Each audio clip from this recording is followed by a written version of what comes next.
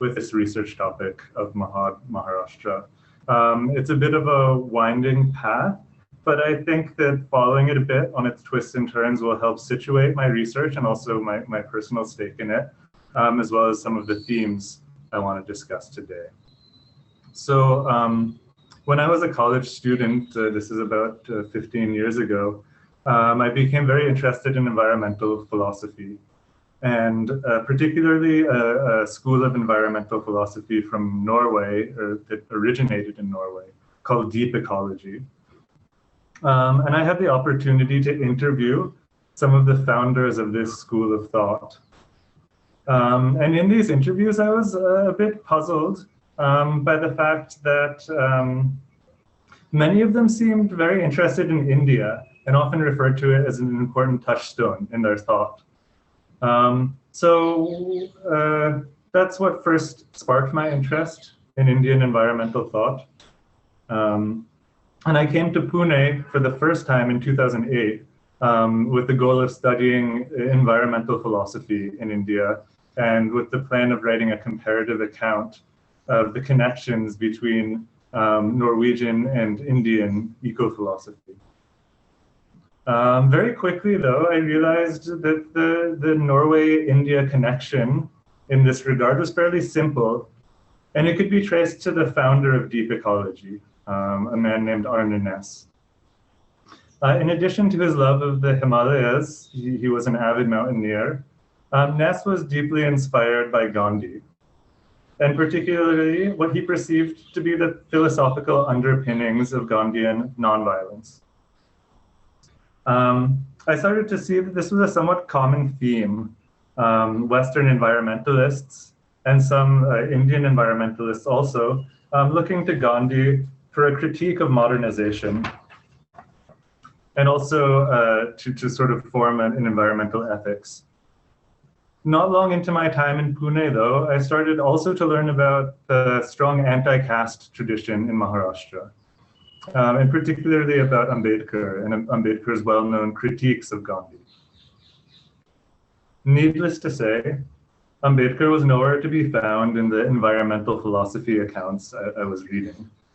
And indeed, Western scholars, and in some Indian scholars as well, when they looked to Indian philosophy for ecological insight, the philosophy they largely drew on was that of Brahminical Hinduism. This means, amongst other things, that these environmental thinkers, drawing on this kind of philosophy, were either ostensibly caste blind or actively casteist. For instance, in an anthology called Hinduism and Ecology, the intersection of earth, sky, and water, only 3 of the 21 articles make any mention of caste at all. And none of these articles seriously investigate how caste could complicate the green interpretation of Hinduism. And this is also something Professor Sharma has written about quite a bit. Whereas some analyses of Hinduism and ecology speak highly of the ecological guidelines laid down in the Manusmriti, not mentioning the foundational role of that book in systematizing the caste system. Of course, it was the Manusmriti that Dr. Ambedkar burned in Mahad in 1927, something I'll come back to later in the talk. So during this early research in Pune, 2008-2009, I began to look at other traditions in Maharashtra, non-Brahmin traditions basically, and analyzing them from an ecological lens. And so one example of this is I looked at the Varkari poet saint Tukaram, who's remarkably radical in matters of both caste and ecology. And I don't think it's a coincidence that the same person who translated Tukaram into English, Dilip Chitre, at least the most well-known translator of Tukaram's work, was also drawn to translate the Dalit panther Namdeo Desaulles' poetry. The Brahmins of Tukaram's time considered him a Shudra, and much of his poetry denounces the hypocrisy of Brahmins. He also writes in an earthly, occasionally profane way, with deep ecological insight. And just to give a taste of that, I want to read one of his short poems. Again, this is Chitre's translation. don't kill a snake before the eyes of a saint. For the saint's being includes all living things, and he's easily hurt. A single hair plucked from one's body causes instant pain, and the soul that perceives life as a community always suffers. To those who equate their being with everything, even the other is a sensation of the self. Says Dukkha, I give you the very root of ethics. Be happy to worship the Lord of all being in your own being. And so in my research in Pune, initial research, I also looked at what is Tukaram's legacy today, which is quite complicated. On the one hand, many of the leaders of the Varkari sect that venerate Tukaram have close ties to the Shiv Sena, and some of these leaders are known for making anti-Muslim remarks and nativist sort of politics. But on the other hand, Tukaram was invoked, this was around 2007, 2008, he was invoked in a major protest against the construction of a Dow Chemicals R&D facility not far from Tukaram's birthplace. And this effort was actually successful in halting the construction of this facility. And the leaders framed their fight as an effort to save the land of Tukaram from pollution. My research focus shifted a bit when I moved to Delhi in 2010. And I began there to research the Delhi Ridge, a reserved forest area in the city that roughly follows the course of the Aravalli mountain range. Its very, very end as it reaches Delhi. It's a very small, low hills at that point. And my first sense of the ridge and how it's talked about in popular media is basically this pristine forest in a pollution-ridden city. But this picture that one gets, it hides a very long history of contestation and dispossession. And it also erases centuries of pastoral land use. The ridge was generally actually a grazing land for much of Delhi's history. And actually, I'm happy to share with all of you that the book based on that actually just came out last week, Fractured Forest, Quartzsite City. But that's a whole other talk. But for the purposes of this talk, there were questions of caste actually that did emerge in this research. And to give an example, especially because of the association of the ridge with grazing, it's also long been associated with the Gujjar caste. And this is true in Delhi and also in Haryana and neighboring parts of the Aravallis. But as the ridge transformed from a sort of village grazing commons to a privatized site of other activities, economic activities, including first mining and now real estate and really sort of wild real estate speculation, Gujars, like other locally dominant castes, have transitioned from village-based landed gentry to becoming middlemen in an urban real estate-driven economy. And this has often put them in conflict with Dalits living in these areas of Delhi. But on the whole, when I conducted this research, and as I read the literature on Delhi, I was increasingly disturbed by the lack of engagement with caste in discussions of Indian urbanism and political ecology. And this is especially the sort of English language literature I was engaging with. And this is what inspired me to return to Maharashtra. I'm in Pune now. And to return to a place where the anti-caste tradition is so well recognized and prominent, particularly because of the Ambedkarite movement. And specifically, I began my current research project, which is focused on the town of Mahad, the site of Ambedkar's famous 1927 Satyagraha for water. So turning to Mahad, with its history of anti-caste struggle, has been a way for me personally in my research to look at questions of politics and ecology in a way that recognizes caste and recognizes the way that caste shapes these things. So with that somewhat long introduction to the research, I now want to dive into the research itself to share some preliminary findings. This really started I started formulating the questions in 2017, but my first visit to Mahad was in 2018, again in 2019. I was supposed to go in 2020 for the big celebrations on March 20th. Then my flight ticket got canceled, then the event itself got canceled, in the early days of COVID. So everything's sort of on hold now, but this is a great opportunity for me, and I'm really grateful to be able to share that. So diving into the research itself. The day of Ambedkar's Mahad protest, March 20th, is sometimes referred to as Kranti Din, the day of revolution. And Ambedkar himself compared the event famously to the French Revolution. Several times he makes this comparison.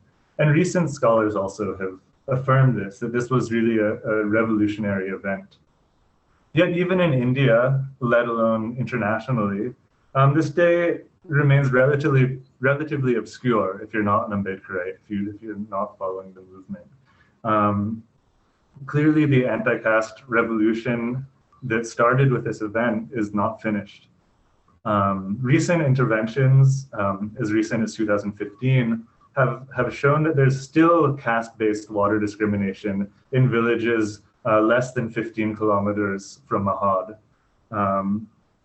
And in recent years, Mahad has been marked by a very troubled relationship with water and with water infrastructure. It was placed on this list of the 30 dirtiest sites in the world because of pollution from a nearby industrial zone. It has continual problems with flooding every monsoon. And there's been a recent pair of very dramatic tragedies there. In 2016, a British-era bridge collapsed, in part because of very heavy monsoon rain, in part because of infrastructural neglect. And then just over a month ago, and this was national headlines, so maybe people have seen this, but a 5-story residential building collapsed in Mahad. I mean, not just national, this was international news. I saw this first in The Guardian, and then I realized, oh my God, this is Mahad. So anyway, this litany of water woes, from caste discrimination to infrastructural neglect, I mean, it raises questions about the persistence of social hierarchies, even in regions that are known to have histories of this kind of egalitarian struggle. And my research seeks to explore this question, or this set of questions, by looking at the political economy and political ecology of Mahad now in the present day. This means analyzing Mahad as an urban center in its own right, given its long-standing role as a market town, and also until pretty recently, actually, as a port town. It used to be connected to the Arabian Sea by the Savitri River, and so was important as a sort of market town and a port. So it is important in its own right, but also in its relationship with Bombay or Mumbai, which is roughly 150 kilometers north. As the anti-caste activist and scholar Gail Amvet has noted, it's difficult to imagine Dr. Ambedkar coming out of any other region than the Bombay presidency. However, as Amvet makes clear, this wasn't just a case of the big city radiating influence outward to towns and villages. There was actually more of an equal exchange between village and small town anti-caste activism and the turbulent industrial politics of Mumbai. It was this kind of multi-directional flow of people, money, revolutionary ideas, activist strategies that made Ambedkar's protest possible in 1927. And there's been a lot of scholarship on the 1927 protest, which I really have drawn on. But there hasn't been much attention paid to what's happening now in Mahad. How has caste persisted, or how has it been fought in the present day? And the town continues to be an important node in the complex cultural and ecological politics of Maharashtra. In the context of the deindustrialization of Mumbai in the last 30 years or so, Mahad has witnessed a number of trends. One, the rise of a textile manufacturing complex, which was quickly replaced by a heavy chemical manufacturing zone, which is why there's so much pollution. Two, an increasing dependence on real estate and construction, much of it funded by black money from Mumbai. The collapse that just happened, the builders were from Navi Mumbai, and there's a lot of flow of money and real estate, sort of business back and forth. And three, there's been a corresponding decline in agriculture. At the same time, Mahad remains a site of massive Ambedkarite celebrations, while Dalit groups continue to fight against both material and symbolic deprivations. So given all of this context, my research asks sort of at the most fundamental level, in the context of these political economic shifts, how have caste hierarchies reproduced themselves? And how have they been altered, resisted, or rejected? Given its centrality to the modern anti-caste movement, Mahad is a particularly compelling lens for exploring and understanding how a city becomes inscribed with caste over time, both caste and anti-caste movements. And I mean, as we all know, caste is incredibly complex, has thousands of years of history and historical sedimentation. So for my own research, trying to narrow in on what's most relevant to Mahad and what I think may also be relevant in other towns and cities, I'm focusing on three terrains, and I'm using that term fairly broadly, terrains, but the three are land, water, and cultural memory, and looking at fights over all three of those to try to answer my questions. By bringing these three together, land, water, memory, I want to emphasize a conceptualization of caste that recognizes that it functions both in material ways and also in symbolic ways.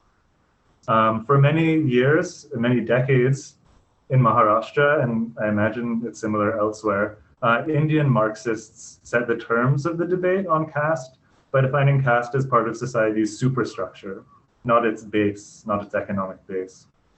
And many anti-caste activists in Maharashtra accepted this definition, but they just flipped it on its head.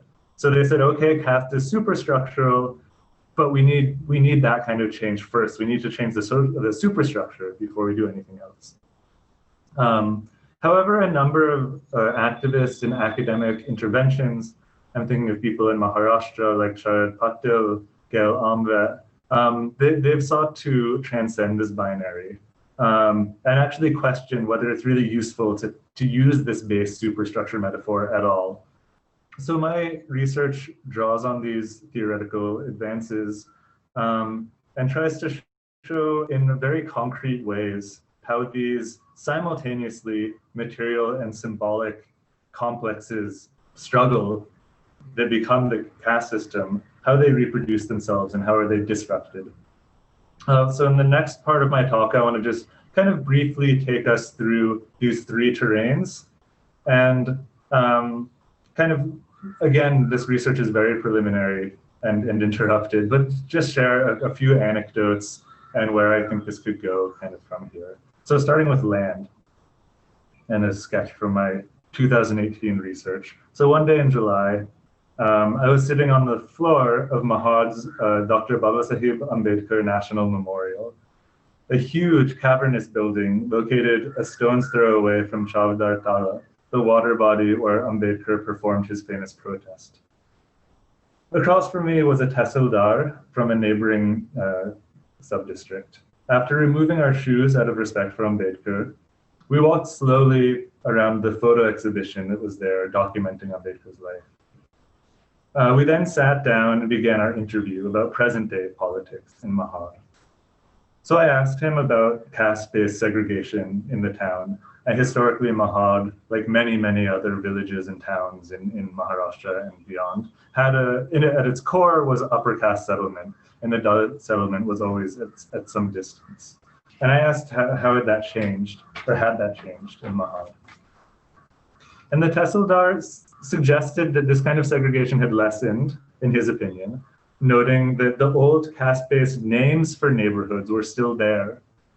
But according to him, any caste can live there. And he tied this to the rise of the real estate industry in the town, noting, quote, if an individual gives his land to a builder and a builder makes flats there, then people from all castes and communities can move in.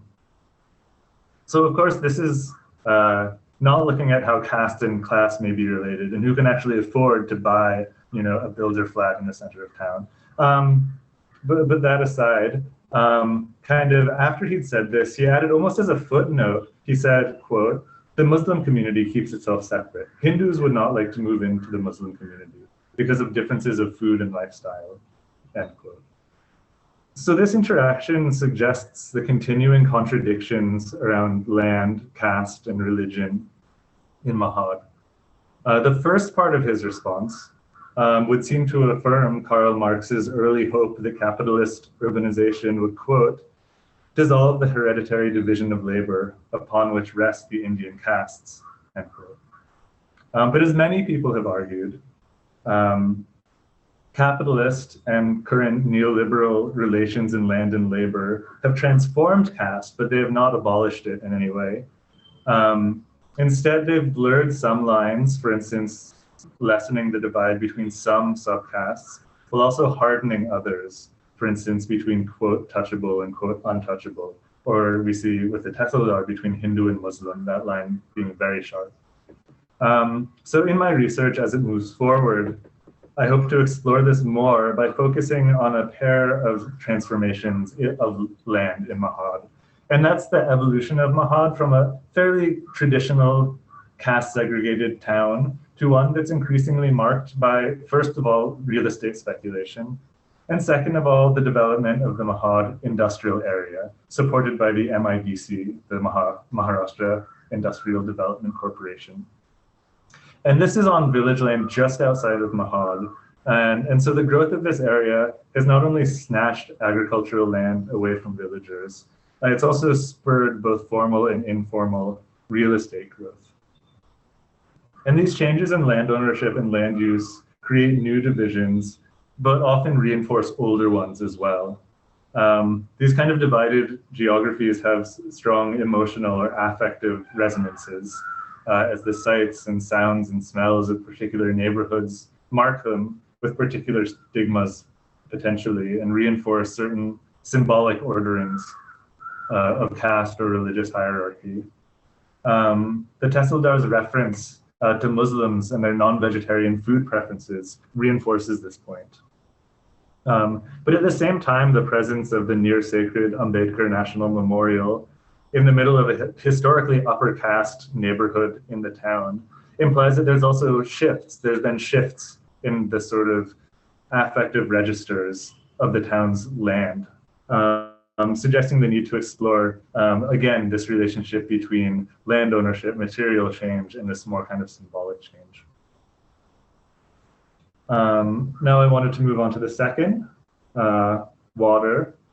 So if Mahad's land politics have undergone this change I've just described from relatively straightforward caste segregated geographies to a more complex articulation of caste, religion, region, economy, the water politics of the town have similarly been transformed. At the time of the Ambedkar's protest in 1927, water access from Chavdar Tala was the central concern. Ambedkar himself at some point suggested the protest wasn't really about water, it was really about human dignity. So he, on the one hand, he says that, but on the other hand, he's extremely attentive to what the material difficulties are of Dalits who live around Mahad. So I'm going to quote a few sentences from an article Ambedkar wrote about the Mahad Satyagraha that's in his collected works. So quoting Ambedkar, Mahad is a business center. The untouchables, and this is the term Ambedkar uses, either for purposes of doing their shopping and also for the purpose of their duty as village servants, had to come to Mahad. The Chowdar tank was the only public tank from which an outsider could get water. But the untouchables were not allowed to take water from this tank. The only source of water for the untouchables was the well in the untouchable quarters in the town of Mahad. This well was at some distance from the center of town. It was quite choked on account of its neglect by the municipality. So what I find interesting about this quote is it's not just, I mean, obviously it's upper caste prejudice, it's these age-old sort of norms, but this is also, you know, relatively modern the municipality is supposed to take care of this well. And the state has failed. It's basically let one piece of water infrastructure degrade, decline, while maintaining another one, the one that's in the center of town. Now, obviously, in 2020, things are a little different. Chavdar Tala is now a site for tourism and leisure. Its role as a water source has been replaced by piped water, by bore wells. At one point in my visit, my first visit in 2018, The grandson of one of Ambedkar's key allies in the town told me, "Oh, there's no water problems. We don't have any water problems anymore." But longer conversations revealed a more complex situation, with water access unequally spatialized, but not always on caste lines. So two particularly pressing issues are caste-based ones, the continuing practices of untouchability, and more geographical ones of water pollution caused by the MIDC industrial area. So in recent decades, the differences between Mahad, the town center, and its hinterland have become exacerbated in both social and material ways. As technologically sophisticated water infrastructure, pipes, borewells, have been concentrated in the town, and major sources of water pollution have been sited outside the town. So villages in the hills above Mahad, it's really just at the foothills of the Western Ghats, are at a severe disadvantage when it comes to water access. In social terms, these areas, in part because of water scarcity in the summer months, in part because of more conservative social norms, are more likely to uphold caste prohibitions surrounding water. Activists from Pune and Mumbai were shocked to discover that only 20 or 30 kilometers from Mahad, not only did villages often use a two-well system, one well for Dalits and another for all the other castes, but violent caste conflicts were breaking out over water usage, which were exacerbated in the summer months by shortages. And it's not just the upriver communities that have suffered, and caste is not the only category through which water-related suffering is experienced. Since the 1980s, chemical plants in the Mahad industrial area have dumped their industrial effluents into the Savitri River. The river skirts the southern edge of Mahad, so its waters do not enter the town's two main water sources, piped water, which comes from different rivers, and various kinds of wells, which are at a higher elevation than the Savitri, so they're not contaminated.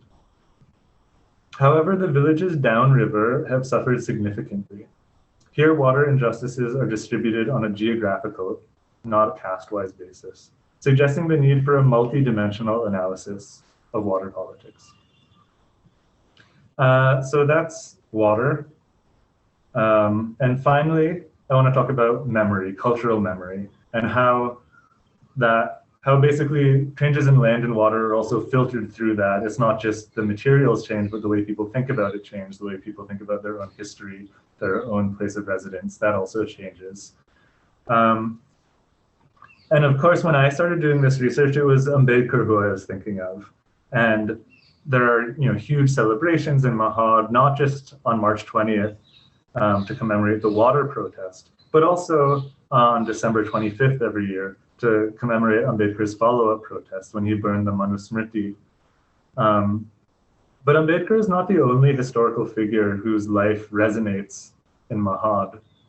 When I arrived for the first time in the town's small bus stand, I was greeted with an enormous poster of the Maratha king Shivaji, whose old fortress Raigad sits atop the hills surrounding Mahad. And indeed, people who want to go, trekking up to Raigad often go to Mahad first.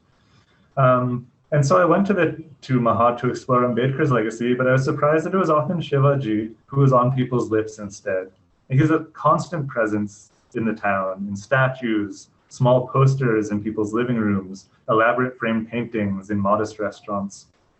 A professor I met in Mahad even credited Shivaji with developing early town planning models for Maharashtra, including citing Mahad around water sources like Chavdakdare. So this is, questionable history, but it shows how much that Shivaji really has a hold on the imagination there. And his legacy is hotly contested. There's no one Shivaji. He's been seen as everything from a non-Brahmin savior to an anti-Muslim cow protector to a symbol of non-sectarian Maharashtrian unity. And in the present day, he's most associated with the Shiv Sena party, whose relationship with the Ambedkarite movement has been complicated and often antagonistic. Ambedkar and Shivaji then are two towering figures around which the identity of Mahad is constructed. And there have been shifting portrayals of both of these figures. I mean, you can see the way that the BJP is trying to appropriate Ambedkar now. I mean, there were street fights between the Shiv Sena and the Dalit Panthers, and now there's some sort of attempts at reconciliation. And now, especially with the Shiv Sena having broken its alliance with the BJP, the state of flux in Maharashtrian politics, I mean, Prakash Ambedkar giving his support for the Maratha reservations. So you have an extremely complicated situation right now in Mahad, in Maharashtra more generally. And one sort of manifestation of this is in 2018 on March 20th, also on 2019, and it was going to be repeated this year, but it was canceled. A group of activists, some Ambedkarite activists, some leftists, some civil society figures, basically commemorated that day, March 20th, by marching in this march they called Shivrai to Bhimrai, which went from Raigad Fort to Mahad. And this was partially a symbolic attempt to quell the tensions between Marathas and Dalits. These groups are often in conflict, I mean, at the village level in social terms and economic terms. But the organizers of this march were kind of risking that another alignment is possible, drawing on anti-Brahman traditions that go back to Phule. They were claiming that the most important cleavage in society is between the upper caste and classes and all the rest. And they would include most Marathas in the sort of, not in that upper echelon. To give a sort of US analogy, it's like the slogan from Occupy Wall Street of "We are the 99%." So then trying to figure out who is the 99%, clearly some Marathas maybe in the 1%, but the vast majority are not. So this is incredibly complicated politics, and it's one thing to lead a march, which is a symbolic event, but on the ground where there's very real land conflicts, how is this sort of alliance stitched up? Is it possible even? And those are the kind of questions I'm asking, but I also think the symbolic shouldn't be dismissed out of hand. These kinds of marches that are traveling through several towns and villages, trying to show this sort of unity, are important and are a start, and have been interrupted by COVID, but we'll see what happens. But I think looking at these sort of things and these deep contestations over land, water, identity, and belonging can illuminate Mahad's complex social histories and ecological histories, and also suggest potential openings for social and political transformation and egalitarian change. So that's it in a nutshell. As I mentioned, this project is really just beginning. So any questions or feedback as I go forward would be immensely useful. Thank you so much. Thank you very much, sir, for the insightful theme address. Now I would like to introduce another theme speaker, Dr. Mukul Sharma, Professor, Ashoka University, Haryana. Sir is a professor of environmental studies at Ashoka University. Before this, he was the professor at the Indian Institute of Mass Communication, New Delhi. Since 1984, he has worked in academic, development, and media sectors. He has published 16 books and booklets in English and Hindi. The latest being Dalit Aur Prakriti, Jati Aur Bharatiya Paryavaran Andolan, Caste and Nature, Dalits and Indian Environmental Politics, Green and Saffron, Hindu Nationalism and Indian Environmental Politics and Human Rights in a Globalized World, an Indian Diary. Sir has been a research fellow in several universities and institutions, including Mahidol University, Bangkok, United States Institute of Peace, Washington, D.C., Safi's Scholar, International Institute of Social History, the Netherlands, London School of Economic and Political Science, and University of Oxford. Sir has worked as a special correspondent in Navbharat Times, Delhi, and received 12 national, international awards for his environmental, rural, and human rights journalism. After that, he has been the director of Amnesty International and Heinrich Boyle Foundation in India, the South Asia Director of Climate Parliament and the Asia Campaign Advocacy, and Policy Director of Action Aid International. His research interests lie in examining the relations between nature, culture, politics, policy, and power. He focuses on the interweaving of ecology, religion, politics, and media in the making of environmental politics in India and South Asia. He is also interested in legislative and policy aspects of renewable energy in mitigating climate change. He is presently working on religion, sacrality, and environmental politics in South Asia. Now, I would request Dr. Mukul Sharma to address the webinar. His theme is Dalit Ecology Series Towards an Anthology of Folklores. Over to you, sir. Thanks, Professor Kannur. Thanks, Professor Satish. And once again, very warm thanks to your college for initiating such a wonderful series. So I'm very happy to be with you once again. So in my previous talk, I dealt how the history of Dalit ecologies can be traced through different strands of Dalit thoughts. It could be mythological, anecdotal, theoretical, rational, religious, and other streams, as I mentioned. I also said that a discovery of Dalit voices and vision in the environmental field calls for an expansion of our text, literature, materials, methods, and objects of inquiry.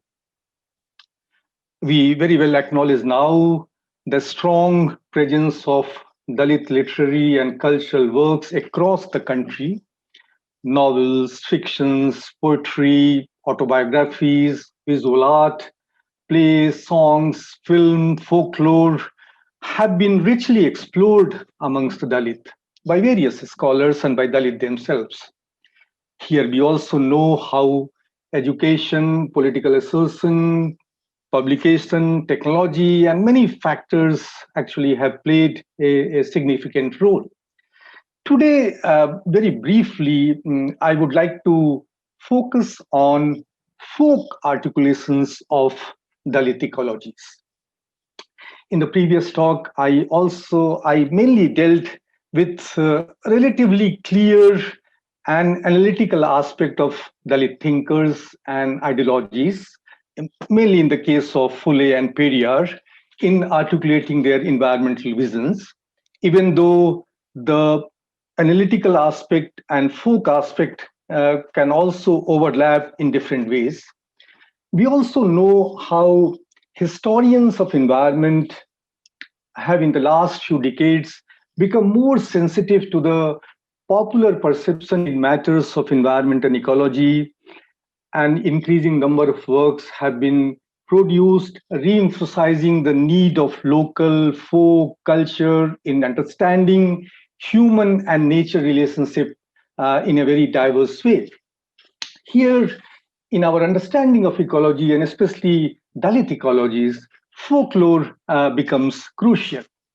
There is no doubt that in developing our understanding towards ecology, folklore will play and continue to play an important role. And folklore, in the form of its diverse tradition, folk tales, songs, ballets, dance, music, and poetry can be highly illuminative of understanding human and nature relationship. When I deal with folklores, Dalit folklores, I must emphasize here that Dalit folklores are a genre of their own. And there are different forms of verbal or non-verbal folk expressions reveal a world sometimes quite different from Savarna, the higher caste. In many ways, somehow similar to the A.K. Ramanujam classification of women folklore as a counter system, meaning at least two systems, tales that are told by women and tales that are centered around women. These tales, according to Ramanujam, had specific characteristics and presented an alternative way of looking at things, which he simply puts as an independent genre. According to him, the world of women is not the world of men. Similarly, the world of Dalit is not the world of Savarna. This equally applies to the question of ecology and environment. However, I must say there are many differences, variations, even in Dalit memories, folklore, myths in different regions and caste. For some Dalit folklore, land is their soul, alive and powerful. For others, land is a painful memory, tied by bondage. For many, land is a celebration of their labor and its fruits. For some, repeated reference to animals mean their degraded, inhuman state of living. For other Dalit folklores, animals are the principal and natural character in their life with whom they can share and transfer some of their own functions in labor and life. So various kind of nuanced caste histories, spatial geographies, level of inequities in access to resources, nature of political and economic power, social and cultural relation of the subjugated community of lower caste, different expression of conflict, contradiction, compromise, underline such different, varied, and diverse Dalit folklore on environment. However, the power of Brahmanical environmentalism in India is evident in the fact that this colorful mosaic of Dalit folklore and Dalit eco-imagination and expression coming out through this folklore is not sufficiently included in our ecological discourse. Of course, here one would like to acknowledge the various great work of people like Sarmila Rege, Linda Hess, Brahm Prakash very recently, and Feldhaus, who have done significant work on Dalit folklore. But here again, we don't find much on ecologies. So to begin my trajectory here, I will begin with the work of Isha Shah, a well-known academician, and how she investigates the history of pre-modern tanks in your Karnataka state through oral narratives, folk stories, folk songs, legends. As we know, hundreds of these tanks are located in the semi-arid region of South Karnataka, mainly from pre-colonial and pre-independence times. They are today projected as a cultural and environmental symbol for water conservation, traditional wisdom and knowledge, and so near and dear to the environmental historian and environmental author today. However, according to Isha Shah, folk literature on tanks, the story, legend, and songs tell an entirely different story. They mainly originate from three sources.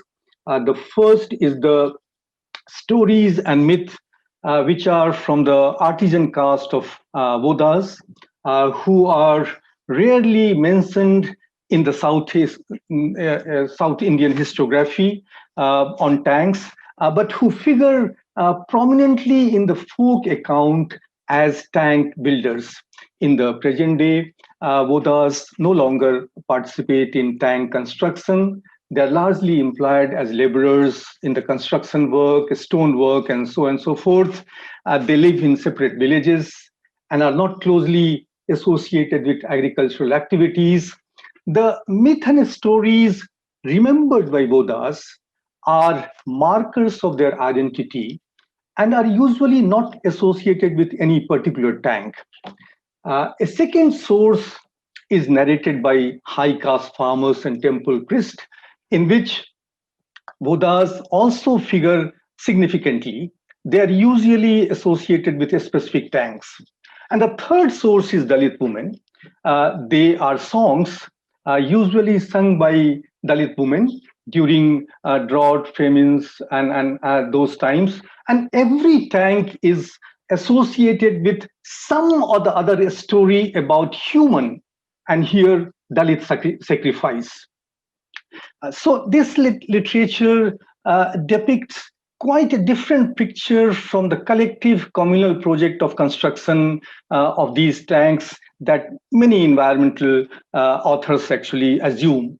Instead, the labor for tank construction seems to come primarily from the Buddha's caste. The stories narrated by high caste farmers and temple priests, and the songs sung by Dalit women commonly describe the large number of Buddhas employed for the tank construction. For example, in the folk song Kanne Viramba, a village chief invites 700 Buddhas to build a tank. In another song, Kere Hunnamma, the chief enters into a lengthy and tough negotiation about wages with the laborer Buddhas. So, hardcore labor, forced labor, wages, coercion and force, negotiation and valuation about the payment of wages are involved in the making of the tank as manifested by those folklores. None of the stories and song suggest a collective, community-based, harmonious construction of tanks. So thus, here Ishasa concludes that the folklore shows how tank technologies were socially embedded in societies and economics that were organized for warfare, sustained sharp social hierarchies, and were often violent to women and people from lower caste. So now, after giving you a glimpse of Karnataka and folklore and the Dalit ecologies emerging from there, I will take you to Gujarat, where I have done extensive field work on Dalit folklore and Dalit ecologies, and this work is also in the making, like Thomas' work. So your comments are most welcome. So in Gujarat, I will just give you one example. There are many examples. So in Gujarat, there is a folk song performance named Mayavel, a three-part, 104 lines story of Narmet, human sacrifice of Maya for water and for his Ode community, a lower caste community traditionally associated with tilling, digging, and carrying earth to the construction site, and for the rulers. The story of Mayavel has traveled differently across time and space. It is narrated today through many folk forms like Bhavai, Chulna, Chopra. The core of the story relies on life, water, and future weaved through the tales of Jasma and Maya. So here the story goes. I just give you very brief. Siddharaj Jaisingh was considered the most prominent king of Gujarat, who ascended the throne of Patan in 10,096 and conquered Saurashtra, Kutch, and Malwa. His rule has been regarded as a glorious era for Patan and for the reason in dominant narratives. However, his rule was actually very ruthless and cruel towards the Dalit. Jaisingh decided to construct and renovate the Sahasralinga lake in Patan, which is also there, as it was a thirsty, dryland region, relying on the hard labor of oats and their knowledge of water and earth. The king got attractive towards Jasma, a beautiful laborer, and tried unsuccessfully to force himself upon her, and also killed her husband. Jasma killed herself and cursed the king that Sahasralinga lake would always be waterless. The story moves on to the Brahmins, priest advising the king that a human sacrifice of a complete man bearing 32 qualities specified in Hindu Shastras would enable the water to flow in the lake. The search for such a man culminates with the identification of Maya and Oath. The story ends with Maya sacrificing his life in the middle of the dry lake. His sacrifice, however, is not to get water in the lake, but also to restore some dignity and rights to his prosecuted community, as he, before giving the sacrifice, he puts forward some of the demands on behalf of his community. Mayavel, of course, is a story a narrative, a folk song, a folk performance, but equally significantly, a social document. The myth of Maya and folk beliefs among Dalits around it shed new light on the interface between Dalit and nature. Maya, Maya's powerful water story is multidimensional, a combination of historical situation and social structure. The song examines the social relations existing between Ode and rulers. It discusses Dalits' extensive knowledge of the earth and compulsions by which water bodies are constructed and consumed. Its narratives on nature puts it in dialogue with other dominant narratives of the time while offering a counter communication. So, an ecological reading of Mayaville spans nature, caste, culture, and society. The folklore is used today, even today, in different parts of Gujarat by Dalits in multifaceted ways. I'm not getting into detail that how these folklores in Gujarat and in other states are also being used in different ecological struggle by low caste people some other day. Maya, Jasma, and the lake encompass several things.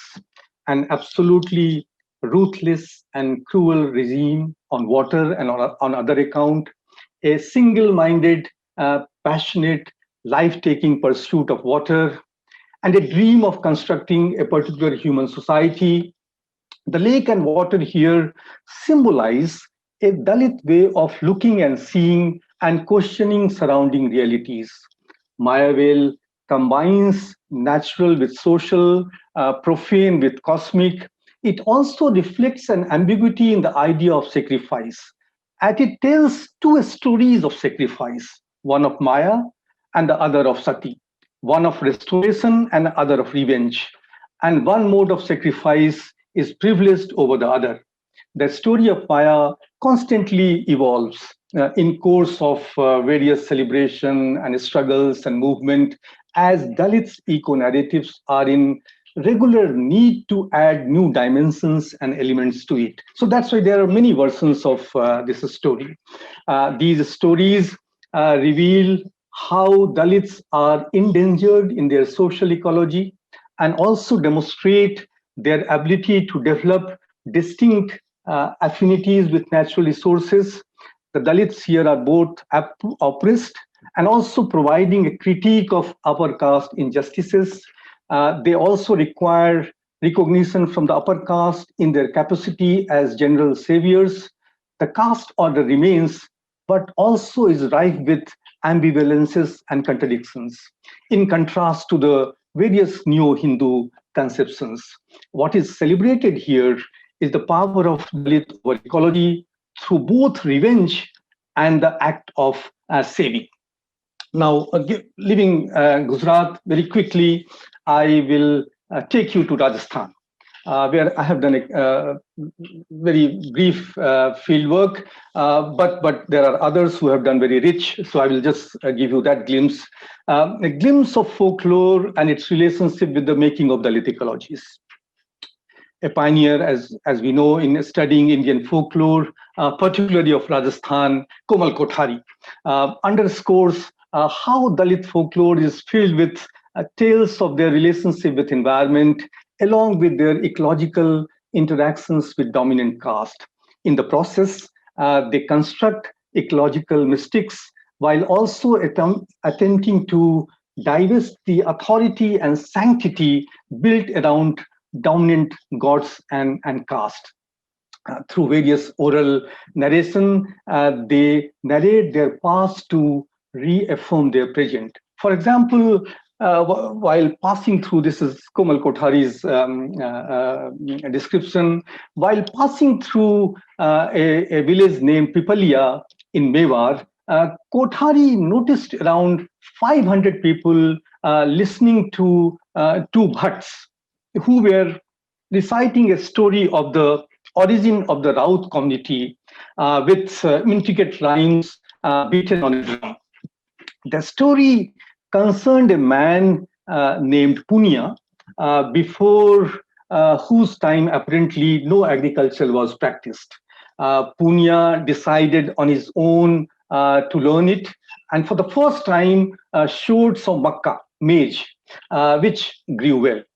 At harvest time, all of a sudden, the sun, Surya, and the moon, Chandra, arrived and asked Punya as to how he could have grown the crops without their grace.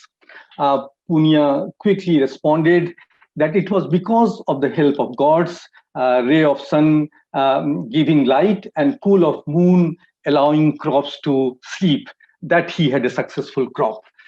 God promptly asked for their share, and Punya asked them to take whatever they wanted from the standing crop. The sun and the moon, having no knowledge of the actual nature of the plant, decided to collect its top part of beautiful flowery tendril and left the stem, which actually where actually the maize grew. Punya was thus left with a rich harvest. Next year, poor Punya decided to plant jawar. This time, the sun and the moon decided to demand the lower part, going by their last year's experience, to which Punya again promptly agreed. This time too, Punya got his entire crop because jawar grows on the top and gods got nothing but a straw. So after narrating this story, one of the Bhatt asked the people, "You have all heard this story. What do you think about it? Can you identify the sun and the moon?" And 400 to 500 people who were there listening this story, almost in one voice, shouted together, "Chandravanshi, Suryavanshi." Kothari concludes by pointing out that these are the names of the feudal lords from the Rajput community. The narrative underlines that the ecological world of Dalit is not just about the practice of labor or the agriculture or crop. It's also about the distribution of labor value. It's about the relationship between higher and lower caste in the field of land agriculture. It is about caste and nature. So in search of Dalit ecologies, giving all these few examples in a fast-forward manner, folk can take us to different memories, myths, metaphors, and nature-society interface. And in fact, this is not only unique to Dalits. It's not that we are inventing or something, a very fresh thing.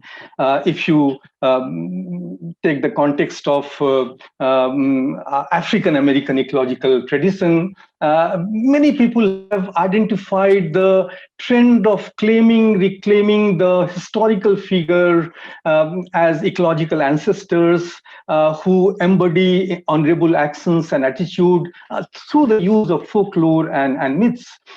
In the African-American folklore, characters are portrayed with immense physical, botanical, and hunting skills. They are portrayed as expert navigator, equipped not only with social and geographical knowledge, but also the spiritual power to liberate oneself and others from the environment made unforgiving by oppressive human systems.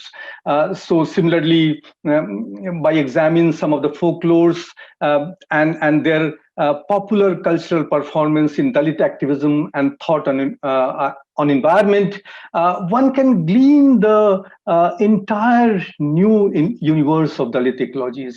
As I mentioned, they come from diverse regions and community. They can come through Mayavel and Jasma. They can come through Dina and Bhadri, which I could not narrate today, from Bihar and Uttar Pradesh state. And many of these folklore underline the state of an ecological otherness, the suffering, the sacrifice, the alienation. It also signifies the need to understand the concept of ecological belonging in a fresh manner. In Dalit folklore, we also find their own gods and goddesses, pujas and festival to celebrate and highlight their own ecological capacity and connectivity to natural elements against many odds. They raise questions certainly about the community, tradition, caste system and its dominance over resources. The environmental meaning of folklore provide the community, I underline here, with a cultural and political toolbox through which they connect with their past, present, and future, and assert and try to assert their ecological agency. These folklores, Dalit folklores in the field of Dalit ecology and environment is certainly a rich part of Dalit past. But its ecological performance, I think, is a project of Dalit present as well as its future. Thank you. Now the floor is open for the interaction. As we are running out of time, we take up only a few questions which we have received in the chat box. I request Sunil sir to moderate the interaction session. Sunil sir. Thank you, sir. Sir, the first question to Thomas, sir. Sir, as per your experience and the research when you visited India, so what you feel about the policies required to stop the caste variation in education and employment in India? Yeah, I mean, that's an enormous question. So not sure how much justice I can do it. One note I would say is that in some sense, at the policy level, these things have been addressed fairly well. The question is, one, are those policies actually implemented? And two, kind of beyond policy. I mean, the Constitution makes untouchability illegal, unconstitutional, but it's still happening 15 kilometers from Mahad. And I think, I mean, even Ambedkar sort of towards the end of his life, and even when he was writing the Constitution, was saying, okay, this is nice. I mean, it's a valuable document, but if people's mindset doesn't change, if people's hearts don't change. So yeah, I mean, I think reservations have done a lot, and in the US, they have not, I mean, attempts have been made, but not as successfully as they have been made in India. So that's important. But I mean, even looking at reservations, the percentage of jobs that are actually in the public sector are so less and are becoming less and less. So if reservations are only in public universities, public jobs, how much can that actually translate into like widespread change? So yeah, I mean, it's a vast question. But I mean, Ambedkar's notion that you do need policies, you do need law. Obviously, he was a lawyer, he was a constitutionalist, but you also need to change somehow how these sort of very basic ways that people think and believe, and that's an enormous project. And where do you even start? But yeah, I'd stop there. And the next question to Mukul sir. Is it possible to bring anti-caste politics in India, according to your view? Certainly, that's what we are here and would like to contribute to build anti-caste politics. And that is the purpose of these discussion and webinar series. So a very small effort in that direction, certainly possible. Sir, add on to that, it's like as per your view from past 2 to 3 generation, if we compare the present generation to the second generation, they were not so interactive with the other caste people, and it slightly started growing. And the previous generation is like my dad age, those people, they started interacting with the other caste generation and started mingling, and they were so good to contribute together for the society development. And today we are moving upward to it's like we are going still we are moving to eradicate all these anti-caste things and all these caste related the drawbacks what we have for the development. But here one of the audience, they want to know what kind of the modern practices required to eradicate these drawbacks which is related to caste.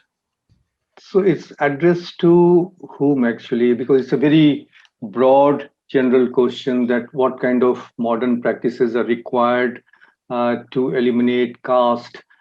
It's not one practice and not one behavior.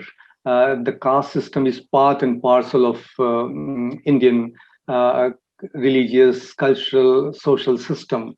So unless we recognize this all comprehensive, all encompassing caste domination in each and every aspect of our society, it's not just one practice, because we have seen the severe limitation of focusing on one practices. Temple entry, access to water. Of course, they contribute in the making of anti-caste struggle, but they in itself are very insufficient to alienate caste or to eliminate the caste-based system. I would say that it's not the question of one practice here and two practices there, though based on various practices and a struggle about ensuring access to water, access to temple, access to place and space that all contribute, but it has to be taken in a very comprehensive socio-political manner. Thank you, sir. Thank you so much. So this is the two questions which I had from the Q&A session. Over to DK, sir. I thank all the speakers for answering the questions of the participants. Thank you, Sunil sir. A small announcement before the presidential remarks. The date and time of chapter 3 will be 19th November at 5 p.m. IST. You will get the registration link soon to your mail ID. We send the feedback form link now in the chat box as well as to your registered mail, which will be active for next 48 hours. Kindly fill the same and send back for e-certificate. The e-certificate will reach you from 7 to 10 days. Now I would like to introduce one more guest who has presided over this webinar, Dr. Malini Ranganathan, Director, Anti-Racist Research and Policy Center, American University, Washington, D.C., USA. Madam serves as the Director of Anti-Racist Research and Policy Center and is an Associate Professor at American University. She is a critical urban geographer with a broad interest in environmental justice and global anti-racist and decolonial politics. She draws on history, ethnography, and critical mapping to study the struggles surrounding urban water sanitation, land and housing, and flooding and climate change vulnerability in India and the US. She is especially interested in the relationship between histories of racialized segregation and property law and contemporary environmental inequalities shaped by race, caste, gender, and class. She is currently working on a book project, Outcast City, focused on the making of property, ecology, and subaltern others in colonial and contemporary Bengaluru, India. In it, she argues for an environmental ethics centered on radical and anti-caste humanism. She is also a recipient of an American Council of Learned Societies Andrew W. Mellon Foundation grant for a collaborative book project that weaves together literary criticism and critical geography, corruption plots, stories, ethics, and publics of the late capitalist city. Finally, Dr. Ranganathan investigates environmental racism in America and has studied and spoken on NPR on climate justice in Washington, D.C. For an overview of her transitional approach to research and teaching, stream this podcast. In her research and pedagogy, more generally, she draws on Marxist geography, critical race theory, post-colonial and decolonial theory, anti-caste traditions, and feminist theory, among other strands. Dr. Ranganathan was recognized with the SIS Scholar Teacher of the Year Award in 2018 and the SIS Outstanding Contribution to Promoting Diversity, Equity, and Inclusion Award in 2020. Now I request Dr. Malini Ranganathan to render presidential remarks. Over to you, madam. Thank you so much, Professor Kannur and Professor Satish. Thank you again for hosting this second chapter of Anti-Caste Politics and Environmental Justice. I greatly enjoyed hearing from the two speakers, Mr. Thomas Crowley and Dr. Mukul Sharma. And I'd just like to take this opportunity to summarize what I thought were some resonances across the two talks, which again, I think are extraordinarily thought-provoking and necessary to move us towards an intellectual and political agenda that is focused on anti-caste thought and liberation, really, as far as the environment goes. So I think first and foremost, what really struck me about the two talks is how they both excavated Dalit thought and its relevance for ecological politics and struggles. But both talks emphasized that Dalit thought is not a unitary body of thought, but is rather quite varied, contested, nuanced, historically differentiated across states and geographically across India, and even memorialized in heterogeneous ways. So just as we should not risk romanticizing certain cultures and homogenizing certain cultures anywhere in the world, this is very much true of Dalit intellectual thought and culture, right? It is extraordinarily varied and heterogeneous. At the same time, both talks, both papers reminded us that even though Dalit thought is varied and heterogeneous, there are some distinct conclusions that can be drawn about something that Professor Sharma said, which is the Dalit way of seeing, right? The Dalit way of seeing as far as ecological politics goes. There are some strands that can be actually articulated. The first, and for me, that really resonates with my own research, is that the Dalit ecological experience is fundamentally also a spatial experience, right? In almost all the kinds of thought that were excavated in the two talks, this notion of experiencing ecologically also through space was very, very clear to me, and especially ecological difference and inequality being experienced spatially. The second clear element of the Dalit way of seeing is that Dalit ecology cannot be divorced from labor, life, and belonging. And that belonging is a very much a sort of cultural, political amalgam, right, of really asserting identity, right, and right to the ecology. And I really like this notion that Professor Sharma brought up in his talk about the folklore being a cultural and political toolbox to assert belonging and to assert that certain sense of agency. Right? So the second major component of the Dalit way of seeing is that ecology, Dalit ecology, cannot be divorced from labor, life, and cultural belonging, and that the folklore provides one type of toolbox, one type of subaltern form of resistance to really assert that belonging. And finally, I think a commonality that can be drawn about the Dalit way of seeing is that upper caste and dominant caste narratives can be strongly juxtaposed against the Dalit way of seeing, right? Regardless of how heterogeneous the Dalit way of seeing is, it can clearly be differentiated from the dominant caste way of seeing. And the dominant caste way of seeing is essentially to erase, to silence, to oppress, to invisibilize the Dalit spatial and ecological experience, right? So I think you can really discern this juxtaposition.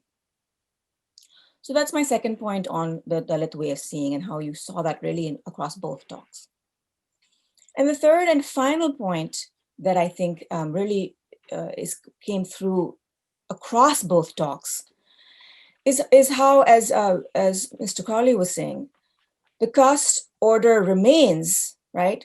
But in many ways is very much ambivalent and contradictory today. Right? It's not just a question that all caste hierarchies continue in the same way in the contemporary moment. As Mr. Crowley said, capitalism has transformed caste, but not abolished it, right? And this is why you see in the Mahad region these types of contradictions where on the one hand, you have the Ambedkar Memorial in a predominantly upper caste neighborhood, but at the same time, the Tehsildar was saying that, but there is clear polarization and difference between the Muslims and the Hindus, right? And so I think that's very key for us to think about how caste inequality, right, continues to get reproduced in the contemporary moment and is overlaid and fuses with new types of inequality, new and old types of inequality. Of course, Hindu-Muslim antagonism has a very old provenance itself, but it gets rearticulated in the contemporary capitalist moment and political economy. So this is exactly why Professor Sharma was saying in his answer to a participant that caste abolition has to be taken up in a multi-pronged and comprehensive manner, right? This is about economics. This is about space. This is about culture. This is about the social order. This is about the narrative. This is about all of the things by which, all of the means by which caste hierarchy and caste dominance gets reproduced in a sort of Brahminical order. And we have to fight this anti-caste battle on multiple fronts, precisely because the ways that it continues to rearticulate in different ways in the contemporary moment. So thank you again, once again, very much for these very, very thought-provoking, insightful, incisive talks. And I hope that my comments sort of gave the audience a way to think broadly across the two. I'm very excited to see these projects, which are in the incipient phases, continue and continue to be part of this very important conversation. Thank you, Madam, for your presidential remarks. Once again, I thank each and everyone. Now we conclude the webinar. Thank you once again.